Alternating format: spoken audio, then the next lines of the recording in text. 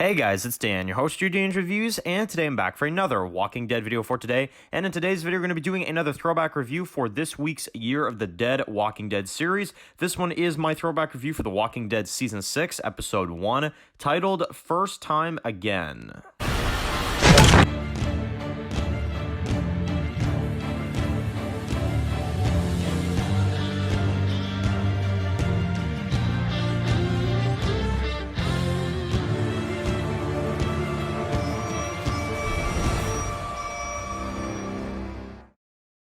Alright guys, this one's going to be doing a review today, this one's going to be doing a review for The Walking Dead, and in today's video we're going to be doing our weekly throwback review for this week's Year of the Dead Walking Dead throwback review. This is for Season 6, Episode 1, titled First Time Again. So, got a chance to go back and rewatch this episode again. Of course, this was a extended premiere. This was a hour-long episode, which I actually totally forgot about until I watched this episode, and I'm like, oh my god, like, this episode's like an hour long, holy frick. So, yeah, it's a bit of a longer episode. It's definitely a bit of a longer season premiere than we're used to, but let's give our updated thoughts on this episode. Now, I actually am quite a fan of this episode. I know this episode is one that a lot of people get, this episode gets a lot of hate. A lot of people don't enjoy the episode.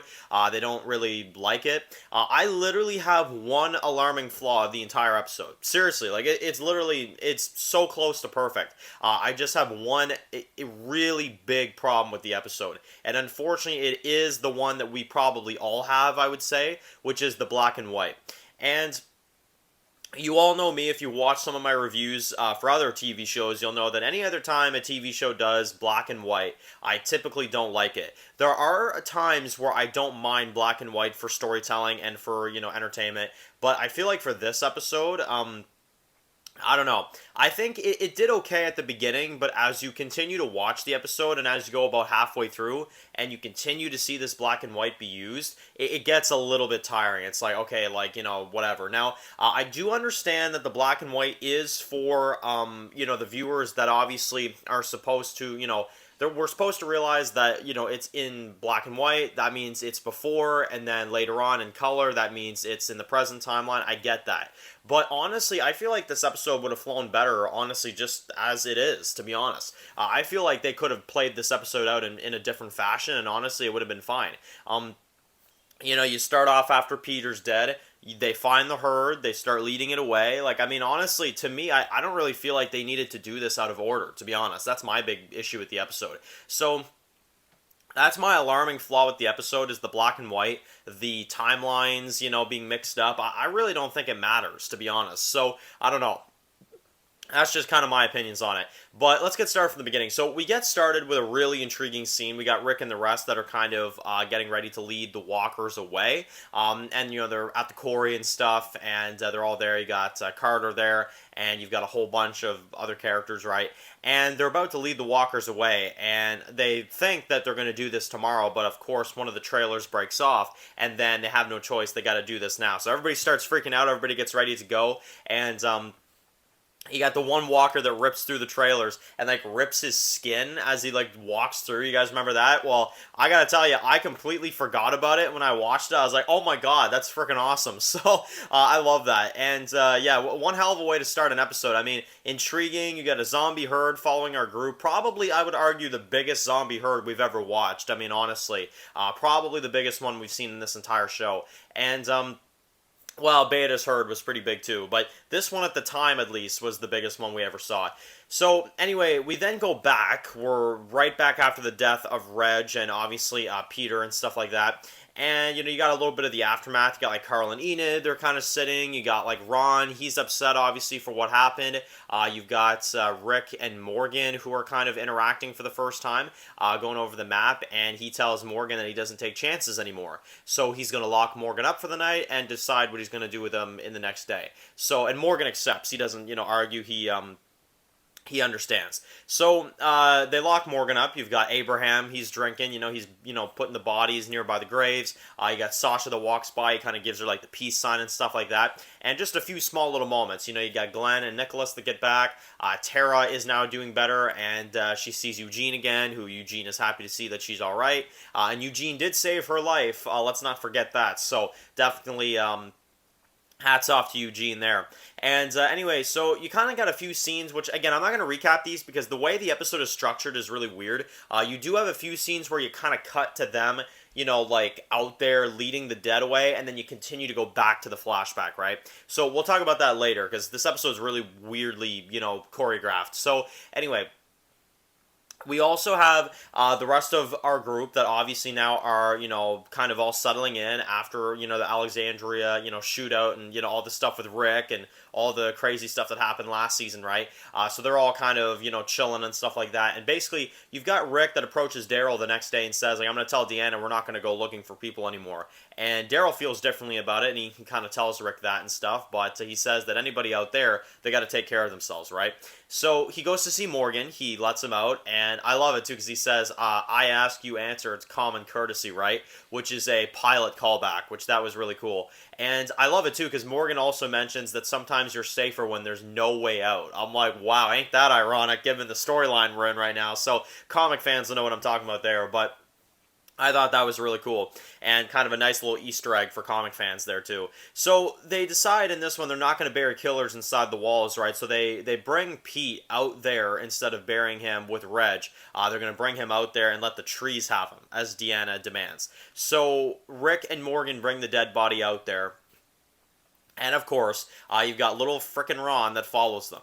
So they end up, as they're out there burying Pete, they end up hearing something, and obviously they kind of, it kind of catches their attention, and we see the quarry of walkers. Now, when this happens, obviously they're kind of freaked out, and Rick kind of realizes, like, this is how, and Morgan's like, how what? And he's like, how the community's still, around all this time? They've had walkers, but most of them, they end up coming, here, and they've managed to collect an army over time. So, yeah, they got to deal with this immediately. And Ron is running from the dead. He runs into Rick and Morgan. Rick and Morgan save Ron.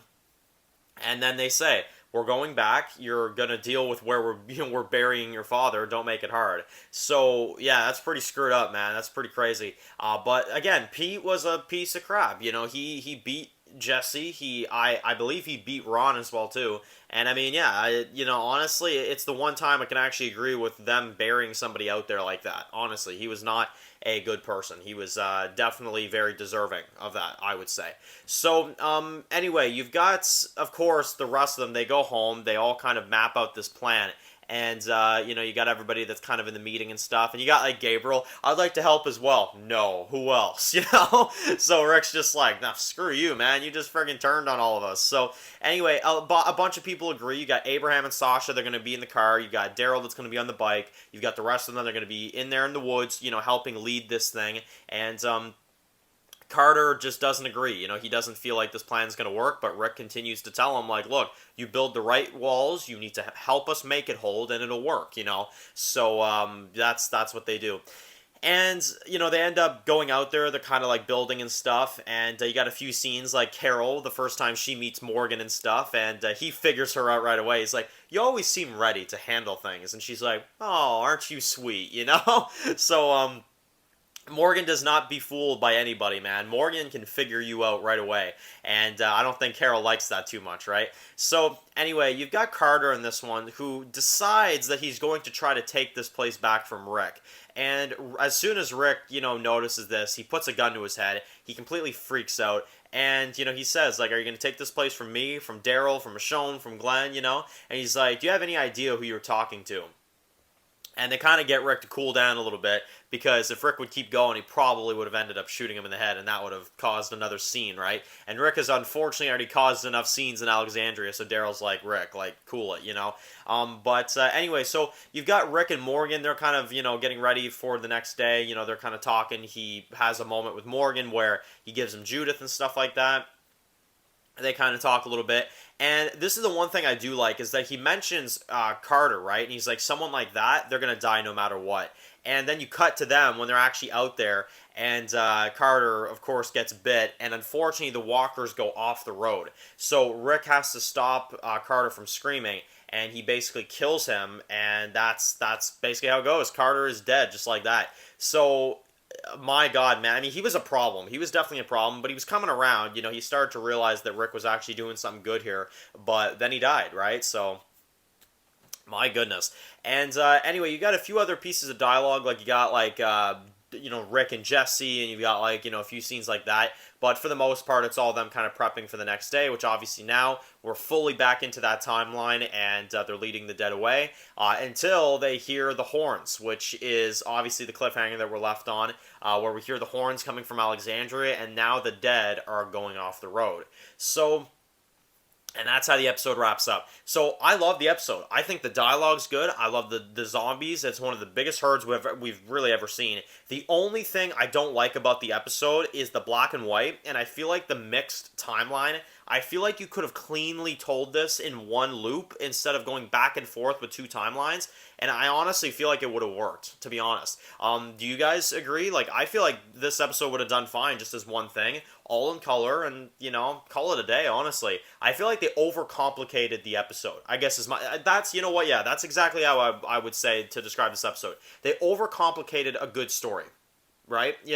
And I feel like in color, one timeline, I think it would have been good. So I'm going to give it an 8.5. I like the episode. I really do. But I do have, like I said, that big major problem that I feel like could have really helped this episode out. So anyway, still a good premiere. Really enjoy it. And I thought it was really good in terms of Rick and Morgan and their interactions. And yeah, I think they had a lot of good moments. So anyway, if you're new to the channel, make sure to click that subscribe button so you don't miss any other videos of The Walking Dead. Make sure to also follow me on Dan's The Walking Dead reviews on Instagram, guys. And of course, I'll see you guys really soon for another video for The Walking Dead. Enjoy the rest of your day, guys, and peace out.